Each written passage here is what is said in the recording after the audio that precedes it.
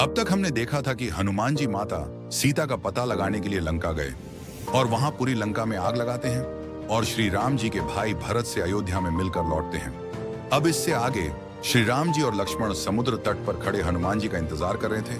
उनके नेत्रों में चिंता और व्याकुलता थी। तभी उनको हनुमान जी आकाश मार्ग से आते दिखे और हनुमान जी श्री राम जी को प्रणाम करते हैं। श्री राम जी चिंतित होकर पूछते हैं, हनुमान, सीता का क्या समाचार है? क्या तुमने सीता को देखा? हनुमान जी हाथ जोड़कर कहते हैं, हे प्रभु, माता सीता अशोक वाटिका में है।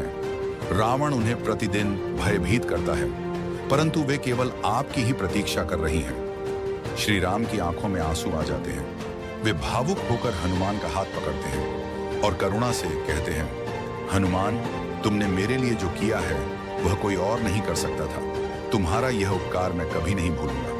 हनुमान जी श्री राम जी के चरणों में गिर पड़ते हैं और पूरा वानर दल जय श्री राम के जयकारे लगाते हैं। युद्ध की तैयारियां पूरी हो जाती हैं। इसमें एक विशेष प्रसंग बताना चाहूंगा।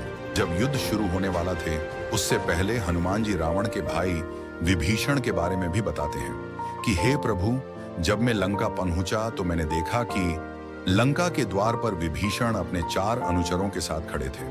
वे अत्यंत चिंतित थे और आकाश की ओर देखकर मन ही मन आपकी ही प्रार्थना कर रहे थे।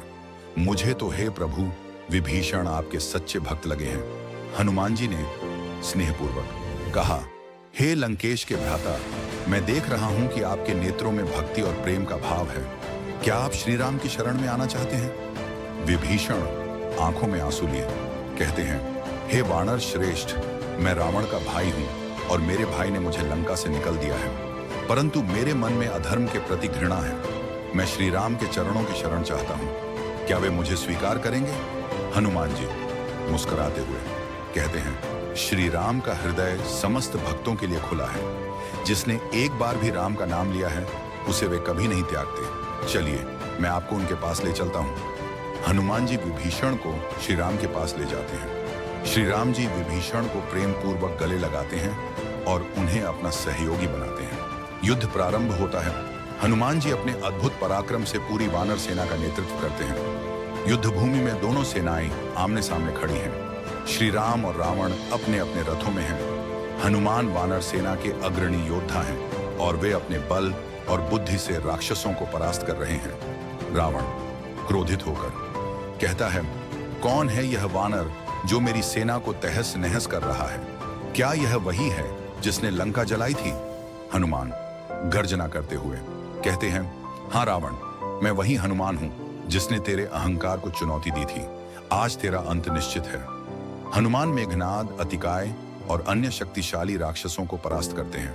उनकी गति और पराक्रम को देखकर राक्षस सेना भयभीत हो जाती है। लक्ष्मण जी को मेघनाद का शक्ति बाण लग जाता है और हनुमान जी संजीवनी बूटी के लिए चले जाते हैं। हनुमान जी तीव्र गति से हिमालय की ओर बढ़ रहे हैं।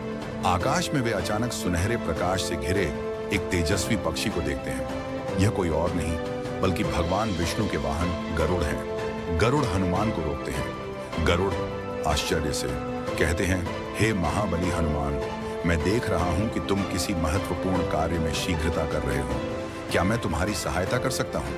हनुमान जी नम्रता से कहते हैं, हे गरुड़ देव, मैं श्री राम के अनुज लक्ष्मण को बचाने के लिए संजीवनी बूटी लेने जा रहा हूं। उनका जीवन संकट में है। गरुड़ मुस्कुराते हुए कहते हैं, हनुमान, मैं जानता हूं कि तुम्हारी भक्ति और शक्ति अपरंपार है। तुम श्री राम के सबसे प्रिय सेवक हो। मैं तुम्हें आशीर्वाद देता हूं कि जब तक श्री राम का कार्य अधूरा है तब तक तुम्हारी शक्ति अक्षय रहेगी। हनुमान जी गरुड़ के चरणों में प्रणाम करते हैं और गरुड़ उन्हें आशीर्वाद देकर अदृश्य हो जाते हैं। हनुमान जी अब पहले से भी अधिक वेग से संजीवनी बूटी लाने के लिए उठ जाते हैं। युद्ध भूमि में लक्ष्मण मूर्छित पड़े हैं। श्री राम जी अत्यंत व्याकुल हैं। हनुमान जी संजीवनी बूटी लेने के लिए हिमालय की ओर उठते हैं, किंतु असुर उन्हें रोकने का प्रयास करते हैं। हनुमान उन्हें परास्त कर द्रोणागिरी पर्वत पर पहुंचते हैं। वे पहचान नहीं पाते कि संजीवनी बूटी कौन सी है। हनुमान गर्जना करते हुए कहते हैं, एक भी बूटी पहचान में नहीं आ रही तो मैं पूरा पर्वत ही ले चलता हूं। हनुमान युद्ध भूमि में पर्वत लेकर आते हैं। वैद्य सुषेण संजीवनी बूटी निकालकर लक्ष्मण जी को सूंघाते हैं और वे तुरंत चेतना में आ जाते हैं। श्री राम जी आंखों में आंसू लिए कहते हैं, हनुमान, तुमने मेरे प्राणों से भी प्रिय भाई को बचाया है। मैं तुम्हारा यह उपकार कभी नहीं भूलूंगा। हनुमान जी श्री राम के चरणों में गिर जाते हैं और समस्त वानर सेना जय श्री राम के जयकारे लगाते हैं।